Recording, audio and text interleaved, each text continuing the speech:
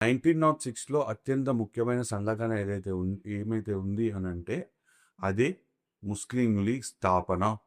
ఇప్పుడు క్వెషన్ ఎలా ఫార్మ్ అవుతాయి చూడండి. బ్రిటిష్ దా ముస్లిం లీగ్ ఏర్పాటనేది ఎప్పుడు జరిగింది? ఫస్ట్ డేట్ ఎప్పుడు జరిగింది? 1906 డిసెంబర్ 30వ తారీఖున జరిగింది. ఎక్కడ జరిగింది? ఢాకాలో జరిగింది. అందులో నేతృత్వం వహించిన ముఖ్యమైన ముస్లిం లీడర్లు ఎవరు? ఆగా ఖాన్ అండ్ సలీముల్లా వీళ్ళిద్దరు. ఈ ముస్లిం లీగ్ ఏర్పాటు కావడానికి ముఖ్యమైన కారణం ఎవ్వరు? అంటే బ్రిటిష్ వారే. ఇందులో భాగం డివైడ్ అండ్ రూల్ పాలిసీలో భాగమే.